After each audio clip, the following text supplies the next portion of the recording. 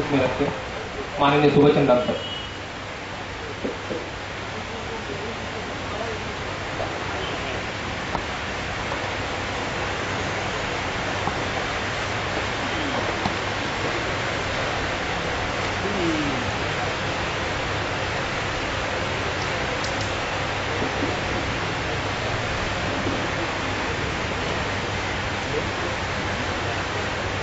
साथियों,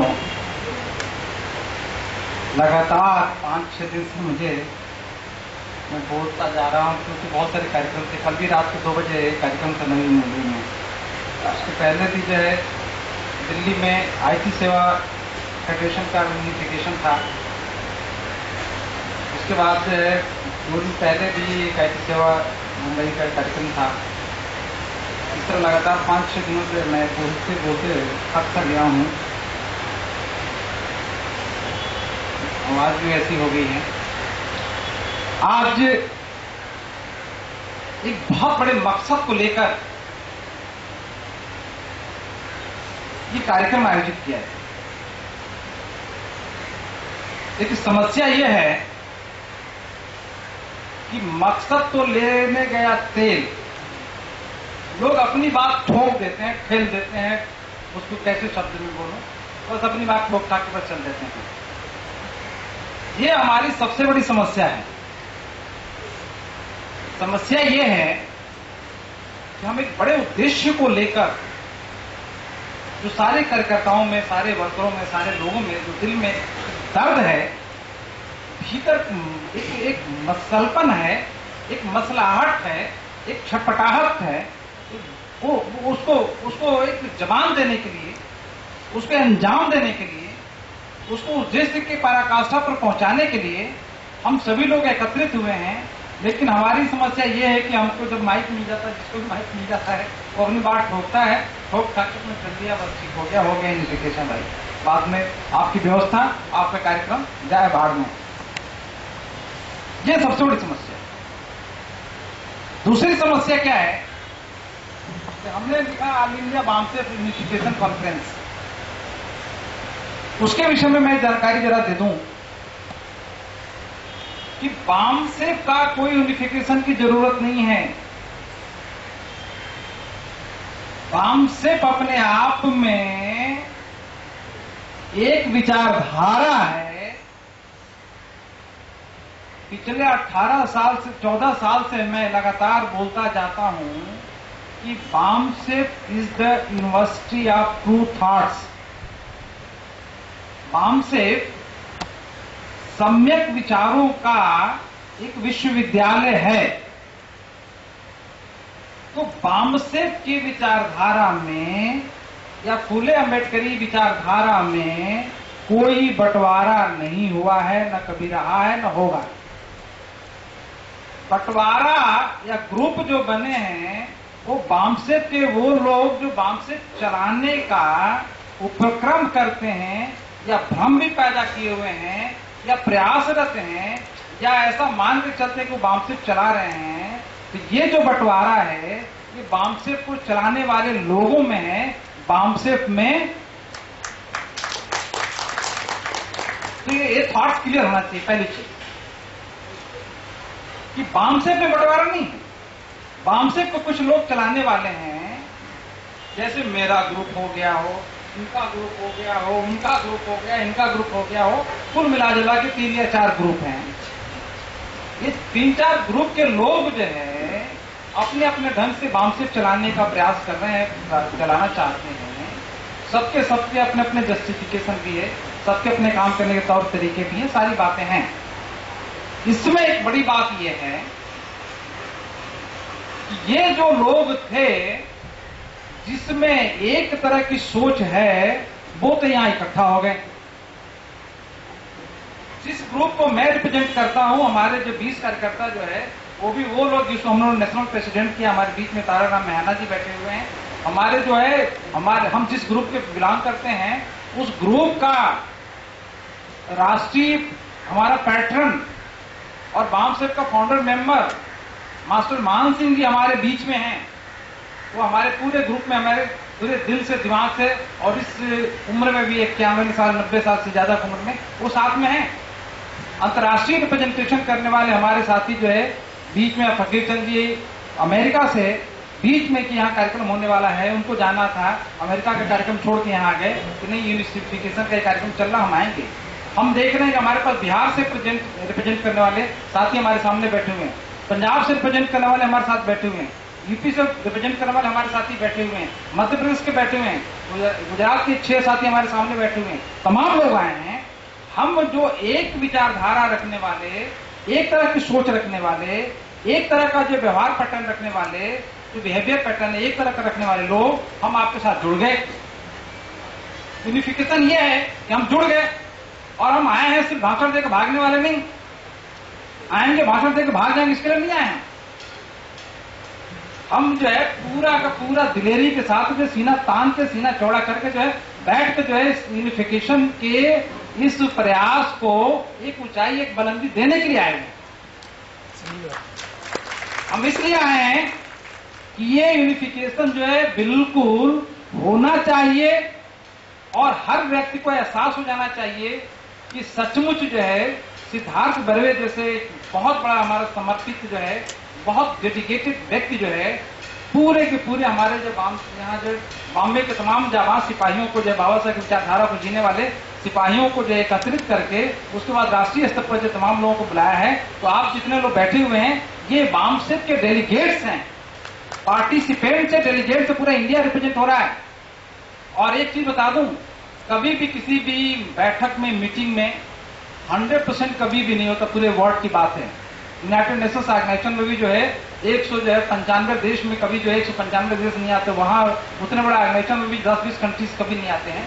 80% से लेकर 85% से ज्यादा लोग कहीं नहीं आते, कभी कभी कितना भी कार्यक्रम कर लीजिए, कहीं भी कर लीजिए, 10-20% हमेशा माइनस होते रहते हैं, उसको भूल जाओ। ये 85% ही जो है रिप्रेजेंट कर सकते हैं। तो मैं समझता हूँ कि पूरे देश से जो डेलीगेट्स आए हुए हैं वो डेलीगेट्स अपने अपने एरिया को रिप्रेजेंट कर रहे हैं। तो ये यूनिफिकेशन जो है वास्तविक रूप से एक सार्थक उद्देश्य और सार्थक दिशा में, लेकिन दुर्भाग्य आप देख लो कि बामसेट के संगठन चलाने वाले लोग यूनिफिकेशन में इंटरेस्टेड नहीं हैं, बल्कि जो है अपनी अमूर्त विचारधारा ठोक के बस गायब।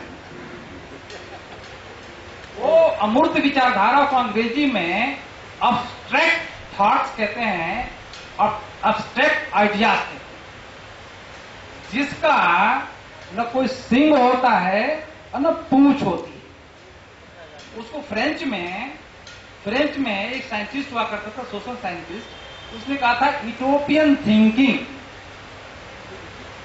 उसको कहते हैं यूटोपियन थिंकिंग। तो इतनी बड़ी बात कह जाओ, ऐसी सी बातें कर जाओ, ऐसी सी बातें कर जाओ, इतनी बड़ी बातें कर जाओ कि उसको देख के हाँ लगे गजब की बात है, जैसे इंडिया में गीता में कहा गया है। यूटोपियन थिंकिंग, जिसका कुछ न सिंह है न पूंछ है, जिसका कुछ न पिछवाड़ा समझ में आता है न अगवाड़ा समझ में आता है, जिसका न हेड समझ में आता है न पैर समझ में आता है, न बोलने वाले को समझ में आता है और न सुनने वाले को समझ में आता है। इसको अब्स्ट्रैक्ट थिंकिंग कहते हैं। ये थॉट्स, ये बेवकूफ बनाने वाले थॉट्स, ये बौद्धिक कलाबाजी करने वाले थॉट्स को अंग्रेजी में जॉगिनिज्म कहा जाता है। अंग्रेजी में उसको जॉगिनिज्म कहा जाता है। शब्द आडंबर इतना डाल दो, ऐसा वैसा कर दो कि लोगों को समझ में नहीं आए और वाहवाही भी लूट लो, तालियां भी बज सकती है कभी कभी, वाह वाह वाह वाह वाह, बड़ा अच्छा बोला है, बड़ा अच्छा बोला है, लेकिन दिल में क्या रखा है ये तो देख लो। बोला अच्छा था, दिल में क्या है तो काला है, दिल में कालीमा है। यूनिफिकेशन का काम चल रहा है, यूनिफिकेशन होने ही नहीं देना है, बाकी सब हो जाना है, यूनिफिकेशन ही नहीं होने देना है। बाकी शादी ब्याह का सारा तैयारी कर लेना है, ढोल मजीरे भी बच जाएंगे, खाना पीना सब कुछ हो जाए, मौज मस्ती भी हो जाए, सब कुछ हो जाए, ऐसा भी वैसा भी हो जाए, मिलना भी हो जाए, शादी नहीं होनी चाहिए, सब दूल्हा दुल्हन मिलने नहीं चाहिए। ये हमारे विचारधारा देने वाले लोगों का हालत है। तो कहाँ से जो यूनिफिकेशन होगा, कहाँ से एकीकरण होगा, कहाँ से समेकन होगा, कहाँ से हम जो दिल से मिलेंगे। जब आप घरों से निकलो और दिल दिमाग दोनों बड़ा कर लो तो फिर यूनिफिकेशन जो है एक फॉर्मेलिटी रह जाती है, एक औपचारिकता रह जाएगी और कुछ नहीं है। जब घर से निकलो इस संकल्प करके निकलो कि हमारा भाई जो यहाँ बैठा हुआ है हमारे दिल का टुकड़ा है, बस यूनिफिकेशन उसी समय शुरू हो गया। और यहाँ आके जब हम दिल से एक दूसरे से मिल जाएंगे, एक दूसरे के साथ समाहित हो जाएंगे, फिर किस बात का यूनिफिकेशन, किस बात की फॉर्मेलिटीज, किस बात का ऑफिस प्रोसीजर, किस बात का जो है अध्यक्ष उपाध्यक्ष और महामंत्री और सेक्रेटरी, किस बात का। सवाल यह है कि हम दिल और दिमाग से ईमानदार होने का दावा करते हैं, दिल और दिमाग से ईमानदार नहीं है। दावा करना अलग बात है और ईमानदारी जो आपके ब्लड में होना अलग बात है। आपके खून में ईमानदारी हो तो दिखाई देना चाहिए, खून में ईमानदारी नहीं है तो जबान से बोलने से ईमानदारी नहीं है, जबान से बोलने में ईमानदारी नहीं। आज जो है एक बड़े उद्देश्य को लेकर हम लोग बैठे हुए हैं, पूरे देश से लोग आए हुए हैं, पैसा बर्बाद कर रहे हैं, समय बर्बाद कर रहे हैं, तमाम बातें हैं। मतलब बुजुर्ग हैं जिनको आराम करना चाहिए वो बैठे हुए हमारे बीच में, ऐसे जो 70-75 साल के जो है फकीर चंद जी हमारे पास बैठे हुए हैं, 91 साल ईयर्स के जो है मानसिंह जी बैठे हुए हैं, तमाम हमारे साथी पीछे से लेकर आगे तक बैठे हुए हैं, नौजवान भी बैठे हुए हैं, हमारी बहनें बैठी हुई हैं, सब काम जाम छोड़ के क्यों आई हैं? क्योंकि सबके मन में कोई न कोई दर्द है। और दर्द यह है कि इस बात की सबको चिंता है कि यार वामसेप में ग्रुप बन गया है, वामसेप अलग अलग ब्रांचेज में बट रहा है। वामसेप का जो है एक जो बहुत बड़ा इम्पैक्ट जो है, बहुत बड़ा प्रभाव जो है इस देश में पड़ना चाहिए। मनवादी ताकतों को जो है हम हिला के रख दें, उनको थर्रा दें, उनको झकझोर कर रख दें, उनको जो है अपने ताकत का एहसास करवा दें। ये जो इम्पैक्ट होना चाहिए था, ये जो प्रभाव होने चाहिए थे, वो हो नहीं पा रहा। हमारी समस्या ये है कि हम जिनके सहारे ये कारवां आगे ले जाना चाहते थे वो वफादारी से मुकर रहे हैं। उनके खून में मुझे लगता है कि वफादारी नहीं है। खून में वफादारी होती, उनकी संचेतना में वफादारी होती, दिल और दिमाग में वफादारी होती, तो आज जो है इतने कार्यकर्ता जो पूरे देश के ये मान के नहीं चल सकते, बैठ नहीं सकते थे यार वामसेप में जो ग्रुपिज्म हो गया है, वामसेप ब्रांचेज में बट गया है और वामसेप में कुछ अंधेरा दिखाई दे रहा है, वामसेप का भविष्य उज्जवल नजर नहीं आ रहा, हमारा भविष्य उज्जवल नजर नहीं आ रहा। कार्यकर्ता जो निराश हो गए हैं, हताश हो गए हैं, या सेल्फ सेंटर्ड होकर अपने घरों में बैठ गए हैं, या थोड़ा बहुत कुछ करते रहते हैं, अपनी शिकायतें करते रहते हैं और चुपचाप जो थोड़ी रिएक्शन करते रहते हैं, थोड़ी बातें करते रहते हैं। ये कार्यकर्ताओं में निराशा की स्थिति इसलिए आई है क्योंकि उनको ये लगने लगा है कि वामसेप में बंटवारा हो चुका है। और जब ये प्रयास किया गया कि वामसेप के बंटवारे को खत्म कर दिया जाए, तो बंटवारा करने वाले लोग दिल से एक साथ बैठना भी नहीं,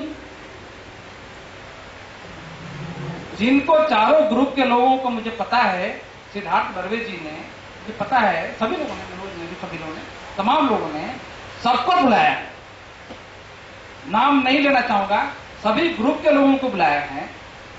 मुझे लगता है कि 2 ही ग्रुप के लोग ज्यादा आए हैं और एक वो जो न्यूट्रल है, जो कार्यकर्ता था, जो पूरे दिलेरी के साथ मुझे पिछले कई सालों से काम कर रहा था वामसेप के लिए, या तो वो ग्रुप है या तो 1-2 ग्रुप है, बाकी तीसरे चौथे का कुछ अता पता नहीं है। इससे प्रमाणित हो जाता है कि ये लोग यूनिफिकेशन में नहीं, वामसेप की विचारधारा में नहीं, बल्कि प्राइवेट लिमिटेड कंपनी चलाने वाले मैनेजिंग डायरेक्टर बनके करते। एक फर्म होती है जिसका कोई मैनेजिंग ट्रस्टी होता है या मैनेजिंग डायरेक्टर होता है और बाकी शेयर होल्डर बैठे हुए इस तरह की जो मानसिकता लेके चलने वाले लोग, ये विचारधारा को सिर्फ बोलते हैं, विचारधारा को जीते नहीं।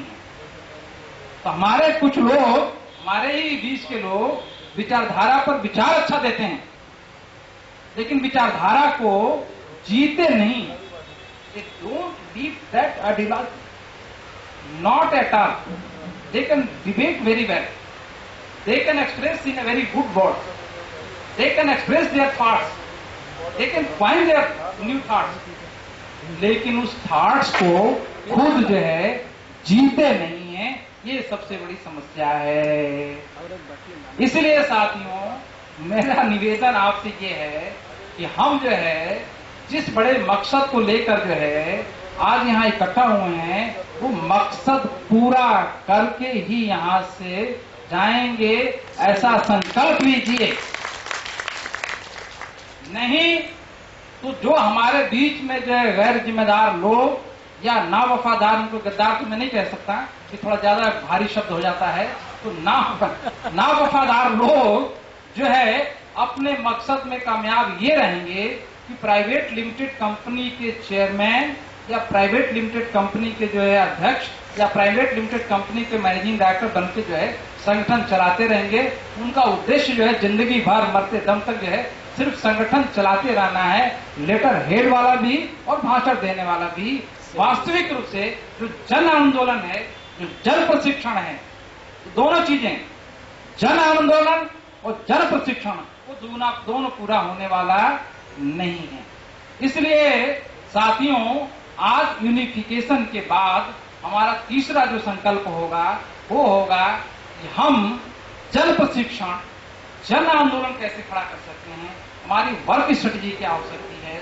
आपको जानकारी दे दूं कि सुबह जो टॉपिक जो दिया गया था कि विभिन्न वैचारिक एक ही तरह के विचार रखने वाले तमाम संगठन हैं, उनको जब तक एक प्लेटफॉर्म पर लाकर हम बड़ा आंदोलन नहीं खड़ा कर सकते तब तक हम अपने मकसद में कामयाब नहीं हो सकते।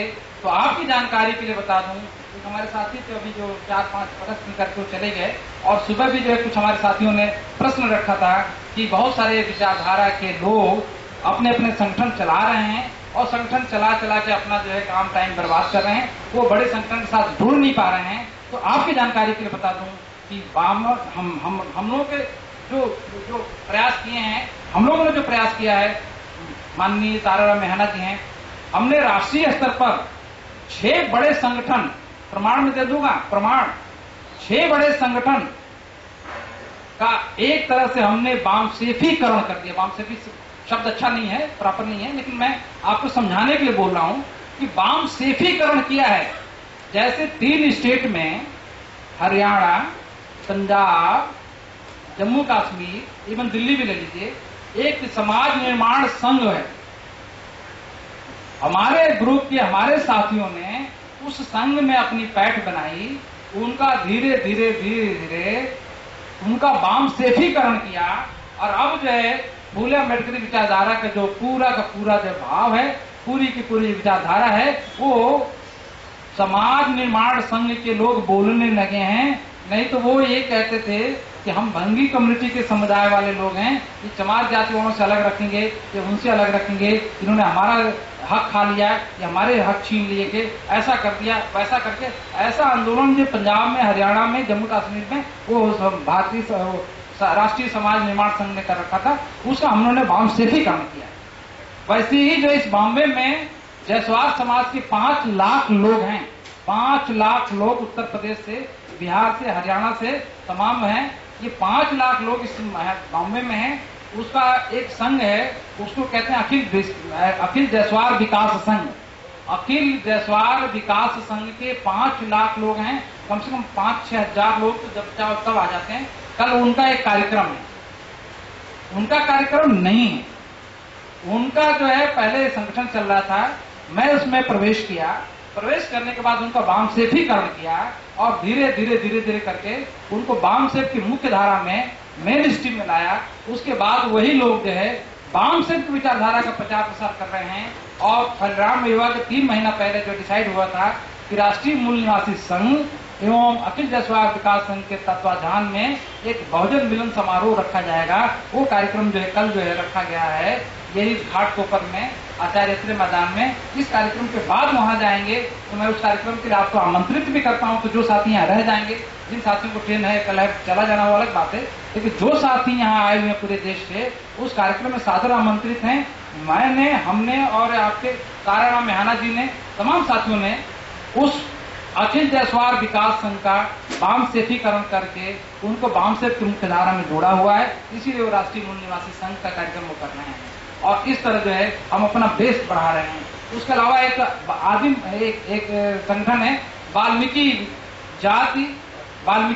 वाल्मीकि समाज विकास मंच, उसका भी हम लोगों ने वामसेफीकरण किया है।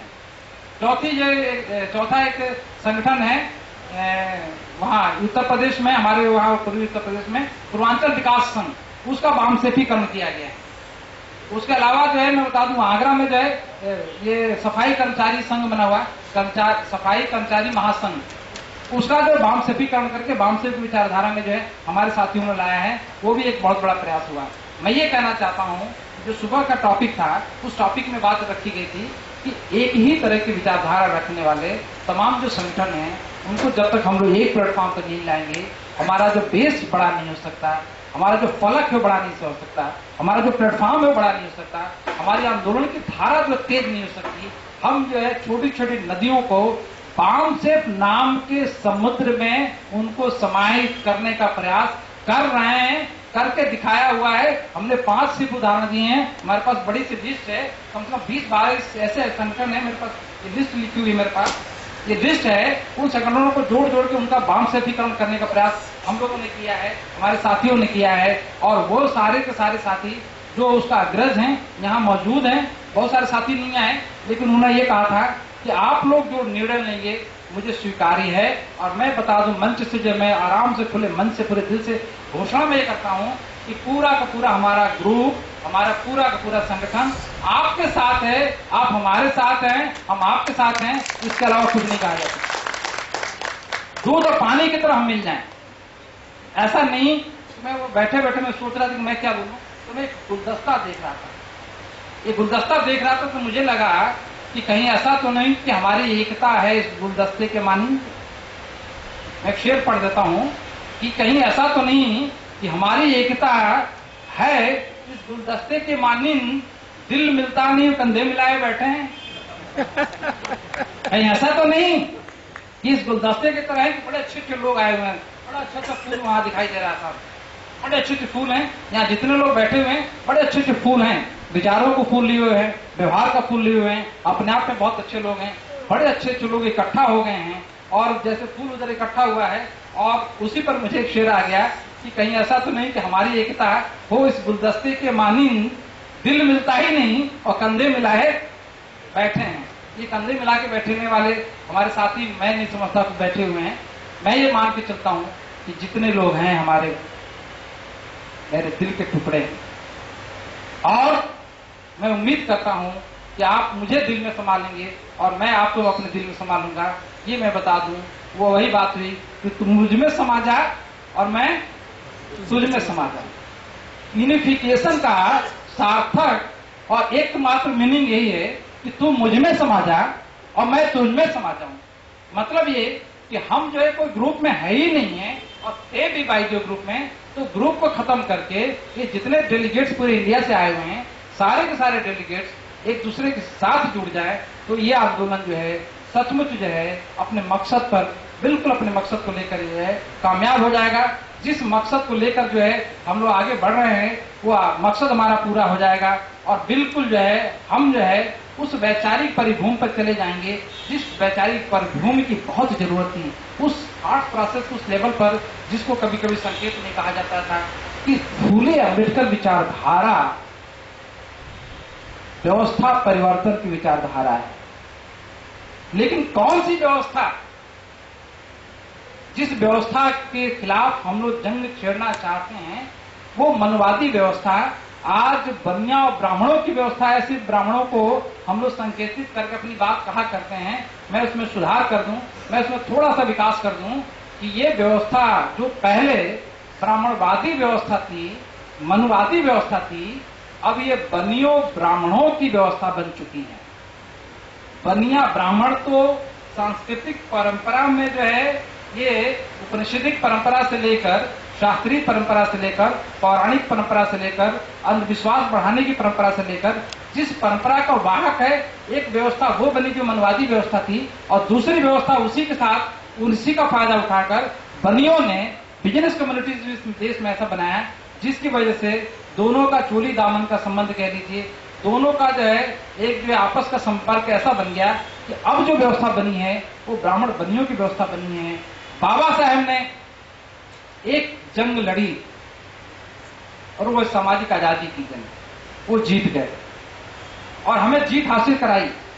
बाबा साहब ने मौलिक विचार है, जरा गौर से समझिए कि सामाजिक क्रांति की, सामाजिक आजादी की लड़ाई लड़ी और उसमें वो कामयाब हुए, जीत गए। दूसरी जंग उन्होंने छेड़ी, वो है राजनीतिक आजादी की। राजनीतिक आजादी में उन्होंने पहली बार स्थापित किया इस देश में कि भारत में, पूरी दुनिया में जो है वो अलग है, भारत में यह है कि एक मनुष्य, वन पर्सन वन वैल्यू का कॉन्सेप्ट ही नहीं है। एक व्यक्ति एक मूल्य का कॉन्सेप्ट ही नहीं है। हमारे लोगों को कोई राइट्स नहीं है, वोट देने का तो सवाल ही नहीं उठता है, वो किसी भी तरह का कोई अधिकार नहीं था, आप अच्छी तरह से जानते हैं, उसको मुझे बताने की जरूरत नहीं। हमारे लोगों को one person one rights, one person one value का कॉन्सेप्ट पता नहीं। भारत के संविधान लिखने के बाद हमारे 85% लोग जो आज जिसको हम लोग कहते हैं, उसको वोट देने का राइट्स मिला। वोट देने का राइट्स मिला, सत्ता को डिसाइड करने का राइट मिला, तो सत्ता डिसाइड कर सकता है कि किसकी सत्ता बनेगी। आज जो है हालत ये हो गई कि 85% वोट रखने वाले लोग भी गुलाम हैं, उनकी सरकारें नहीं बन पाती हैं। और भाई जो सरकार बना भी देते हैं तो सरकार वो नहीं चलाते हैं, सरकार कोई और दूसरा चलाता है। इसका मतलब यह है कि हमारे लोगों को, हम लोगों ने अभी सिर्फ प्रजा बनाया है, सब्जेक्ट बनाया है। वन पर्सन वन वैल्यू का कंसेप्ट हमारे लोगों के दिलो दिमाग में हमने नहीं डाली है। हमारे लोग वन पर्सन वन वैल्यू, एक व्यक्ति उसका एक मूल्य है और वो भी कीमती मूल्य है। सारे पर्सन यदि डिसीजन लेते हैं तो सरकारें बनेगी, ये जो वैल्यू है वो नहीं पता है। इसलिए हमने देखा कि हमने अपने समाज के लोगों को प्रजा बनाई हुई है। प्रजा बनाने के बाद वो वोट देते हैं तो रिजर्वेशन से 133 लोग आ गए हैं एमपीज, और कई सौ लोग एमएलए भी हैं। कई सूबे के, कई प्रांतों के मिनिस्टर जो, चीफ मिनिस्टर जो है हमारे लोग हैं, बहुजनों समाज के हैं। इसके बावजूद भी हमें ये जानकारी है कि हम प्रजा भी हैं, हम राजा भी हैं, लेकिन हम शासक नहीं हैं। शासक नहीं है क्योंकि शासन की जो व्यवस्था है वो मनोवादियों के हाथ में है, ब्राह्मण बनियों के हाथ में है। तो आप एमएलए भी हो जाएं, प्राइम मिनिस्टर ऑफ इंडिया भी हो जाएं, चीफ जस्टिस ऑफ इंडिया भी हो जाएं, सीएम भी हो जाएं, तो भी आप कुछ नहीं कर सकते, क्योंकि जो व्यवस्था बनी हुई है वो मनोवादियों की व्यवस्था बनी हुई है। और व्यवस्था के चालक जो है आज ब्राह्मण बनिया जो है बहुत अच्छी तरह से जकड़े हुए हैं। इसलिए हम राजा भी हैं, प्रजा भी हैं, लेकिन शासक नहीं हैं। इसलिए मैं ये कहता हूं कि बाबा साहब ने जो दूसरी आजादी की लड़ाई लड़ी वो है राजनीतिक आजादी की। हम उसमें सिर्फ आधे अधूरे कामयाब हुए हैं। हम में राजनीतिक जागरूकता बढ़ी है, राजनीतिक जागरूकता बढ़ी है, राजनीतिक समझदारी नहीं बढ़ी। पॉलिटिकल अवेकनिंग बढ़ी है। सब आदमी से बात करो, इतना होशियारी से बात करता है, लगता है कि यार ये तो आपको पढ़ा देगा, बड़ा होशियार है, बहुत होशियार है। लेकिन जब उसका डिसीजन प्रोसेस देखिए, इंटरप्रिटेटिव अंडरस्टैंडिंग देखिए, तब पता चलता है कि तो बहुत बड़ा बेवकूफ आदमी, तब पता चलता है। इसीलिए किसी ने कहा था कि भारत के 90% लोग मूर्ख हैं। ये जस्टिस काजू ने भी बोला था, वो क्या बोला नहीं बोला, ये तो उसकी बातों में कुछ तो सच्चाई है। ये इस देश में पॉलिटिकल अवेकनिंग तो बढ़ी, राजनीतिक जागरूकता खूब बढ़ी, राजनीतिक रूप से जागृति है, लोग जागरूक हैं, बड़ा जानकारी रखते हैं। शरद पवार के विषय में जानकारी रखेंगे, नरेंद्र मोदी के विषय में जानकारी रखेंगे, उनके विषय में जानकारी रखेंगे, बोलेंगे भी, सब करेंगे, सब कुछ होगा। उसके बाद जब वोट का टाइम आता है तो सत्यानाश करके बैठ जाते हैं। क्यों? कि राजनीतिक जागरूकता तो बढ़ी है, राजनीतिक समझदारी बिल्कुल नहीं, पॉलिटिकल अंडरस्टैंडिंग बिल्कुल नहीं है। इसलिए समस्या आ रही है। तो बाबा साहब ने जो दूसरी आजादी की लड़ाई लड़ी वो है पॉलिटिकल आजादी की, उसमें हम आधे अधूरे कामयाब हुए। और बाबा साहब ने जो तीसरी आजादी की लड़ाई छेड़नी चाहिए थी वो है आजादी आर्थिक संपन्नता की आजादी। वो अभी छेड़ने वाले थे, तब तक वो हमारे बीच में नहीं रहे, उनका परिनिर्वाण हो गया। उसके बाद उनके सपने अधूरे रह गए, उस सपने को पूरा करना है। अब हमें आर्थिक आजादी की जंग जो है छेड़नी है, उसके लिए जो है जनमानस तैयार करना जरूरी है, उसके लिए जागरूकता पैदा करना जरूरी है, उसके लिए जन प्रशिक्षण जरूरी है, पब्लिक ट्रेनिंग की जरूरत है। जन जागृति के माध्यम से, जन प्रशिक्षण के माध्यम से जन चेतना का उत्साह उमंग जो भरना है, उसके बाद क्रांतिदर्शी चेतना भरना है। उस क्रांतिदर्शी चेतना के बाद जो है हमारा कारवां जो है बिल्कुल गली मोहल्ले से निकल कर जो है दिल्ली तक लपेड़े लेगा, वहां तक जो थप्पड़े मारेगा, वहां तक हिलोरे मारेगा। उसके बाद आप देखेंगे कि सिर्फ दिल्ली नहीं, हमारी समस्याओं का समाधान यदि देश में नहीं होता है तो हम ये बात जो विदेशों में भी ले जा सकते हैं, ये बात जो हम यूएनए में ले जा सकते हैं, ये बात हम स्थापित करके रहेंगे कि भारत में आज भी 60% लोग भूखमरी के शिकार या कुपोषण के शिकार हैं, मतलब गरीबी रेखा के नीचे हैं। ये 60% लोग यूरोपियन कंट्रीज के कम से कम जो है 20-22 कंट्रीज के बराबर लोग यहाँ भूखमरी के शिकार हैं, गरीबी रेखा से नीचे जी रहे हैं, भूखमरी रेखा से नीचे जी रहे हैं। वो जानवरों की बदतर जिंदगी जी रहे हैं। उनके पास उनका ना कोई भविष्य है, ना उनका जो है कोई भूत रहा है। उनका जो है जिस तरह का शोषण, जिस तरह उनका दलन हो रहा है, जिस तरह उनको सप्रेस किया जा रहा है, वो चित्कार नहीं कर रहे हैं, क्योंकि उनके खिलाफ ब्राह्मणों ने एक प्रतिक्रांति कर रखी है। और वो प्रतिक्रांति है धर्म की, धर्म के अफवाह का, धर्म के विज्ञापन का, धर्म के धंधेबाजी का। धर्म के धंधेबाजी, धर्म के विज्ञापन, धर्म के अफवाह की वजह से हमारे लोग शिकार हैं। उनकी समस्याओं का समाधान जो है महालक्ष्मी मंदिर में मिलेगा, उनकी समस्याओं का समाधान जो है गणेश के मंदिर में मिलेगा, उनकी समस्याओं का समाधान जो है शिरडी वाले साईं बाबा के मिलेगा। इस तरह की मानसिकता तैयार हो गई।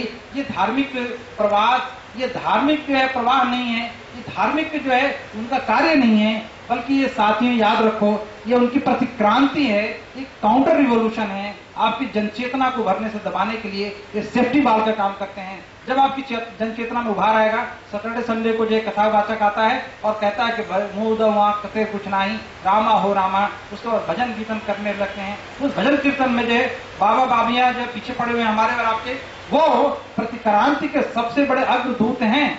इसलिए जो आरएसएस के लोग या बीजेपी के लोग या दूसरी पार्टी के लोग उसको बड़ी जो है सपोर्ट करते हैं। यदि 100 लोगों को बुलाते हैं तो 2000 लोग चले आते हैं और वो अपने प्रतिक्रांति में सफल हैं। हम उसके शिकार हैं। इसलिए जो है हम में क्रांति की चेतना उभर नहीं पाती है, क्योंकि हम जो है धर्म विरोध हो रहे हैं, धर्म के प्रवाह से प्रभावित हैं, धर्म के आचरण से प्रभावित हैं, धर्म के विज्ञापन से प्रभावित हैं। इसीलिए कभी किसी ने कहा था कि हिंदू धर्म कोई धर्म नहीं बल्कि विज्ञापन और अफवाहों का एक धर्म है। इससे जितना जल्दी मुक्ति मिल जाएगी उतना जल्दी हम जो है आर्थिक आजादी की लड़ाई लड़ेंगे और उस जंग में जो बिल्कुल हम लोग कामयाब हो गए। इन्हीं शब्दों के साथ मैं आपका आभारी हूं कि आपने बड़े धीरज से मुझे मेरी बात सुनी।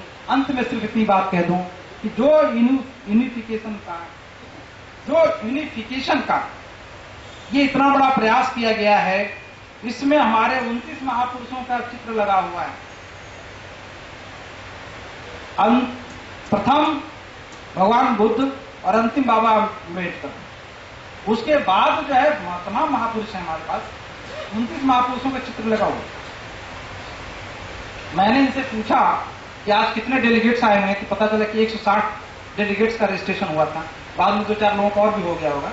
160 डेलीगेट्स इंडिया से आए, पूरे देश से आए।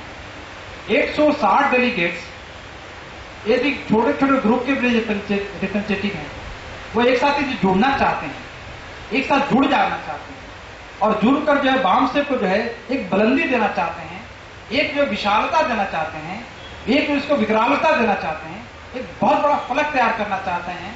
तो मैं समझता हूं कि इसमें किसी को भी किसी भी तरह का विरोध नहीं है। तो जब विरोध ही नहीं है तो हम जो है किस बात की देरी कर रहे हैं जुड़ने के लिए, मुझे बता दिया जाए।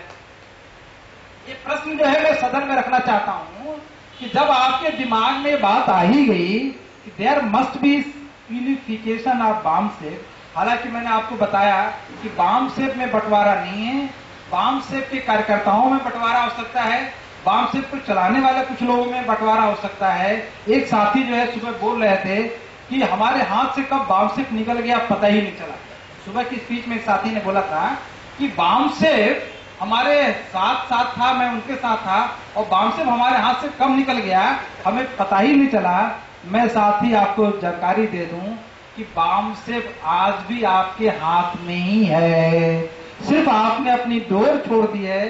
तो पतंग जो है आसमान में उड़ गया, ये डोर अपने हाथ में पकड़े रहते, ये पतंग हाथ से निकलती नहीं और पतंग हाथ से नहीं रहती तो वामसेप आज भी आपके हाथ में रहेगा। यदि बाइक में पतंग आपने छोड़ दिया है और वो पतंग हाथ से निकल गई, डोरा छोड़ दिया आपने, तो नई पतंग जो बनी है उस पतंग को उड़ाना है, और उड़ाने वाला कार्यकर्ता जो है कोई बाहर से, विदेश से, पाकिस्तान से, अमेरिका से नहीं आने वाला है। वो कार्यकर्ता यहाँ बैठे हैं।